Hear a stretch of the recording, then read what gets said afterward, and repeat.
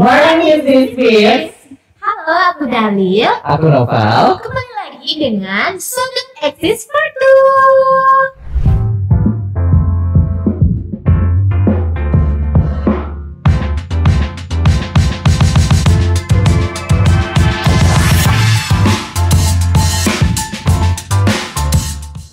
2. Hari ini kita kedatangan siapa?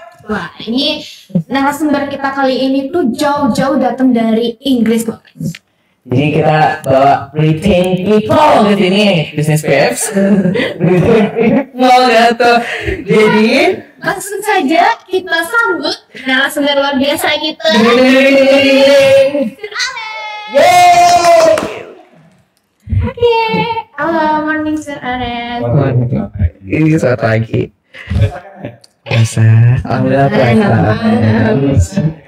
Semangat dong, kita semangat kan? Oke, di part pertama ini kita bakal ngomongin kenapa sih Pak Ares memilih LPDP sebagai main scholarship-nya dan juga bakal sharing-sharing sama kita apa sih tips and tricks untuk lulus di LPDP. Nah, let's talk asking about it ke Pak Ares. Gimana nih Sir kabarnya? Iya, gimana kabarnya Apakah Sir semangat dan ready untuk kita tanyakan banyak question yang ada di pikiran kita yang mau nyerang Pak Ares hari ini.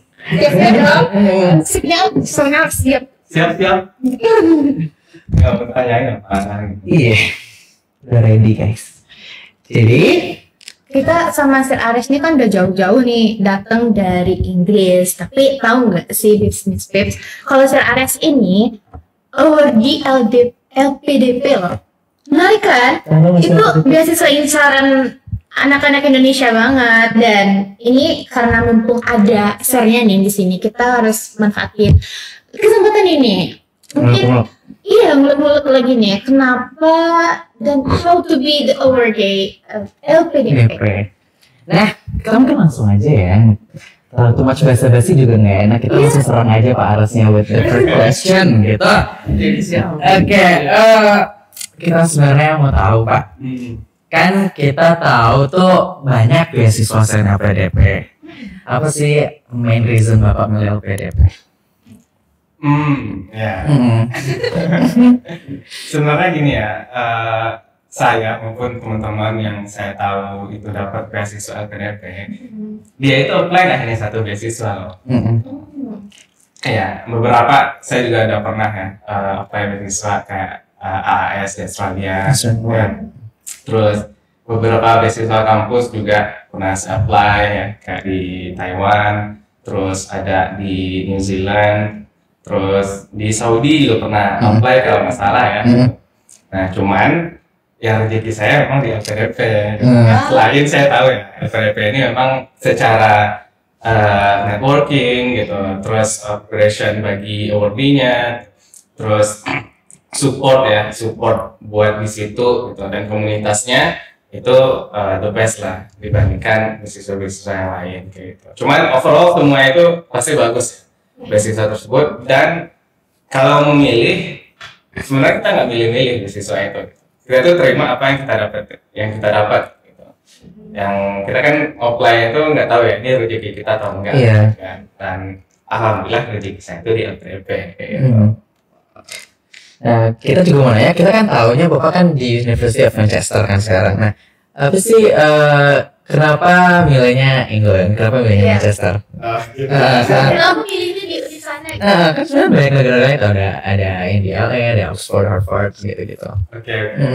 Jadi pertama kenapa milih UK? Kenapa milih UK? Sebelum milih UK, jadi selera saya itu agak berubah-berubah sebenarnya gitu. Sebelum milih UK itu saya prefer ke Aussie, Australia, sama China. Kenapa Aussie? Karena relatif dekat. Dekat, terus saya pikir itu dulu mau di Perth gitu kan, yang di bawah Bali itu tuh. Kalau di Sydney itu udah nggak opsi saya juga gitu. Karena kayak mikirnya dekat ya, gitu, dalam Aussie. Terus China, gitu. China kan belum ada kan dosen-dosen sini lulus China. Selain China kan emerging economy yang sangat rival dari US ya. Dan Jakarta itu juga experience yang bagus gitu. Nah, nggak tahu apply beasiswa LPDP itu kan harus mention ya, harus kita tuh apa gitu. Nah, pilihannya tuh mengarah ke US ataupun ke UK gitu.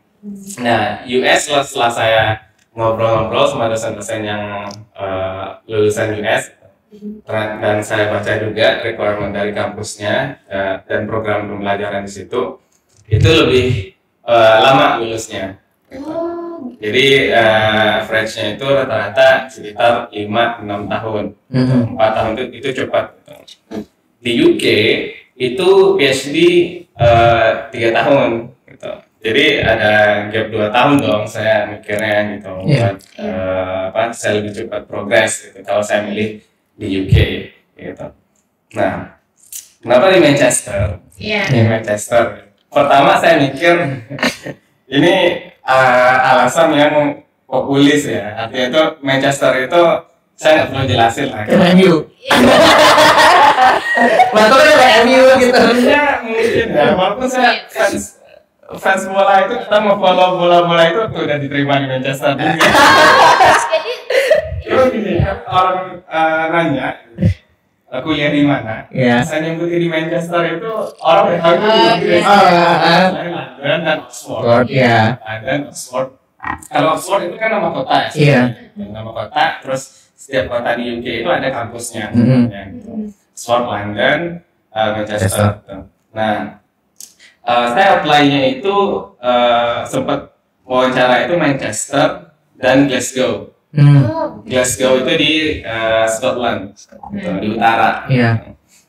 Nah, kedua-duanya itu positif lah gitu. Saya bisa admission, bisa diterima gitu, setelah wawancara sama profesornya di situ.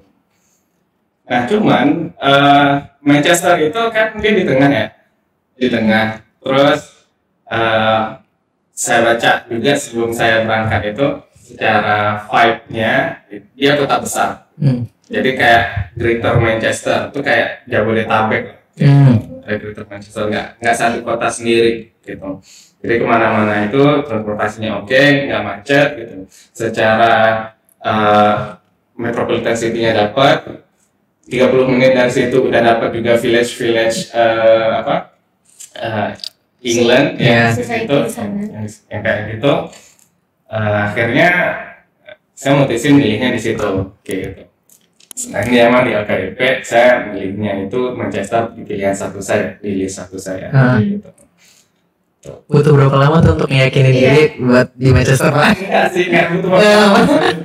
Kan gini, masanya itu kan waktu milih kota itu yang top of mind ya.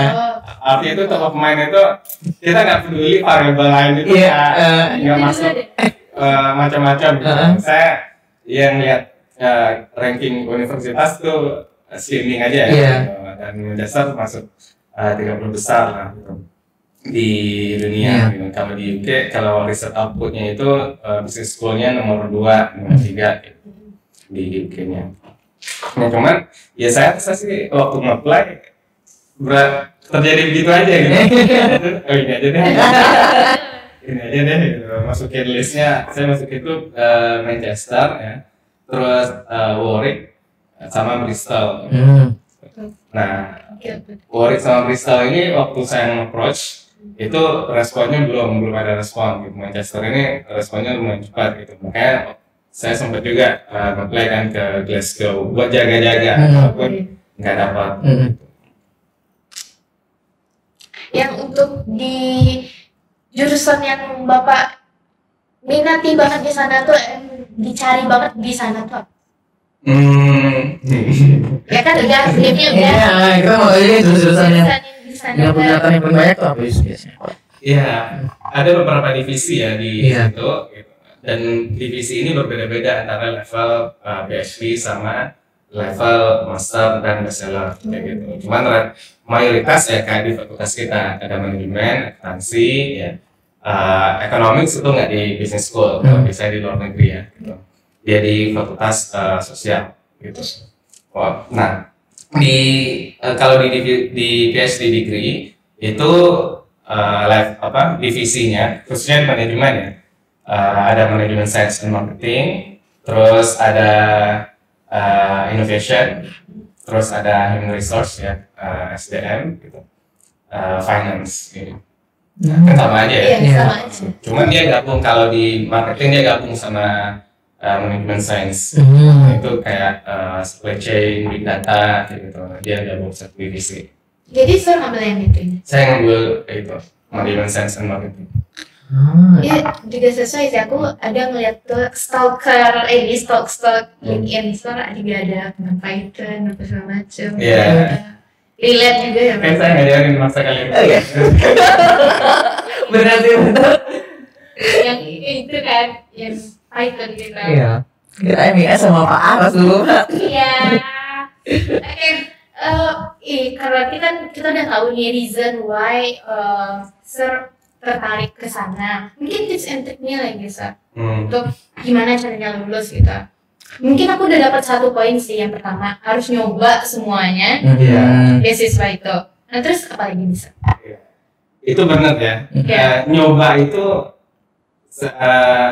waktu kita submit, itu level kita tuh udah berbeda dengan sebelum submit.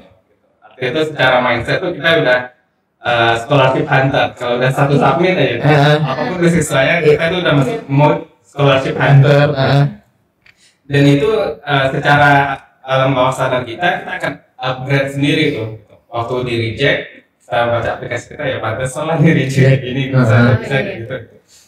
Nah, dan itu pasti akan improve. Jadi saya mikir paling bagus untuk improve kapasitas buat apply beasiswa adalah dengan submit dan ngerasain reject gitu. Karena pasti nanti kualitas itu akan muncul dengan kuantitas yang banyak gitu. Itu sih pendapat saya ya. Nah, buat yang lain tipsnya sih sebenarnya ada barrier bahasa Inggris ya, saya lihat ya. Artinya kalau dibandingkan dengan teman-teman atau orang-orang yang mungkin umurnya sekarang udah umur 5 tahun apa gitu kan, mereka kan secara terpapar bahasa Inggris itu udah cukup banyak ya. Malah bisa belajar bahasa Inggris itu dengan nggak effort ya. Jadi mereka tuh bukan learning English tapi dia acquiring. Dia dapat aja belum belajar. Nah, banyak kita yang baru mau belajar untuk tiketnya itu kan IELTS atau TOEFL. Tiketnya itu waktu udah mau apply. Harusnya dari jauh-jauh hari gitu ya, Sir? Iya, harusnya sih itu bukan suatu hal yang harus kita pelajari lagi dong gitu. Ya, kan biasain gitu. Di tahun 1, tahun 2, tahun 3, tahun 4, akhir tahun 4 udah bisa langsung tes sebenarnya, dan udah bisa langsung coba apply gitu. Dan jangan expect, kalau ini saya nggak pernah expect sekali trial itu dapat gitu. Asumsi saya itu 7 kali trial itu kalau nggak dapat baru saya akan berpikir mungkin saya ada goals lain yang harus saya pikirin gitu. Nah, biasanya di bawah 7 itu udah cukup gitu kalau kita improve terus. Jadi jangan takut untuk gagal, karena gagal itu tuh bisa jadi pelajaran juga buat kita kan, untuk meningkatkan kualitas gitu. Menarik banget sih tips and trick tadi aku benar-benar relate juga sama yang biasa aku kerjain gitu. Untuk berkas-berkasnya sendiri itu kira-kira apa aja, Sir? Berkasnya pertama itu ada esai ya, esai kontribusi untuk Indonesia. Ini LPDP ya konteksnya. Esai, terus ada riset proposal sama strategi juga ada gitu tuh. Terus kita juga harus ngisi kelebihan dan kekurangan kita, positif negatif dari kepribadiannya kita gitu. Nah, selain tadi ada IELTS ya, ijazah, mayoritas beasiswa pasti ada itu. Dan minta rekomendasi ya dari dosen maupun kalau yang udah kerja berarti ya mas supervisornya gitu ataupun atasannya.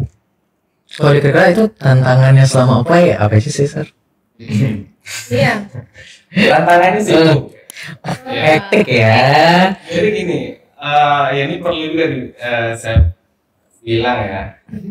hal yang pertama saya pastikan ke diri saya waktu pengen cari sekolah itu adalah menghilangkan excuse.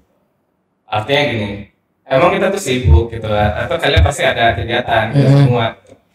Nah, cuman kalau kita sempat ya, secara verbal bilang, kok belum apply? Ini banyak banget nih kerjaan gitu, belum sempat. Itu tuh excuse bagi diri saya.